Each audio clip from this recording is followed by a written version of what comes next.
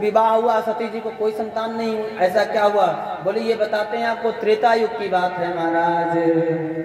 एक बार त्रेता युग मानी, एक, सबको याद होगा रामचरितमानस वालों को, सब लोग गाओ ना।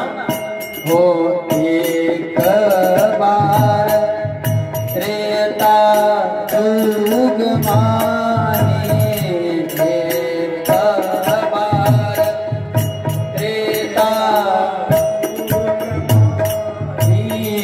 शंभो गए को भज रे सिपाही, शंभो गए को भज रे, और हे संघ सती जग जननी भवानी, संघ सती जग जननी भवानी, पूजनी ऋषि अग्नेश्वर जानी, पूजनी ऋषि अग्नेश्वर जानी।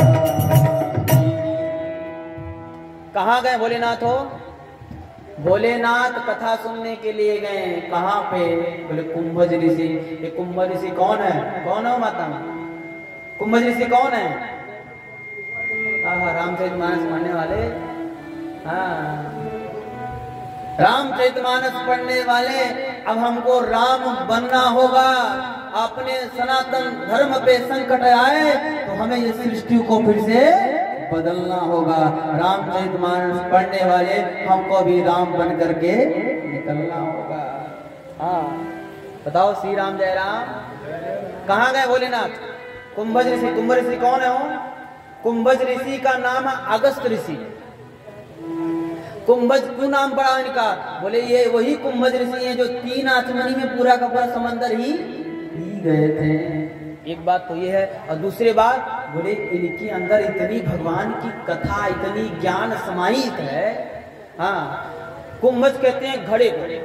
घड़ा जब भरा रहता है ना, तो बोले महाराज जो घड़ा भरा रहता है वो कभी छलकता नहीं है, और जो घड़ा आधा रहता है वो छलकता है। उसी प्रकार से कुंभज ऋषि इतने भरे हैं, इतना उनके अंदर ज्ञान भरा है, इसलिए उनको कुंभज ऋषि कहा गया। उनके अंदर इतने ज्ञान है। क्यों ज्ञान है? बोले इतना ज्ञान है तभी तो भोलेनाथ कथा सुनने के लिए गए हैं। मैं सोचिए, आप विचार करिए, क्या भोलेनाथ सबके यहाँ कथा सुनने गए हैं क्या? भोलेनाथ सबके यहाँ कथा सुनने नहीं गए, बोले अगस्त ऋषि के यहाँ कथा सुनने के लिए गए हैं। और गए हैं तो महाराज ये कथा बड़ी सुंदर है, आप लोग ध्यान से सुनेंगे। इसके बाद इसी कथा के माध्यम से हम लोग भगवान भोलेनाथ का विवाह उत्सव मनाएंगे झांकी के द्वारा। भोलेनाथ गए और कुंभज ऋषि उठ गए। अगस्त ऋषि उठ करके भगवान भोलेनाथ माता सती को प्रणाम किया। श्री राम जय राम। किसका माइक खुला है?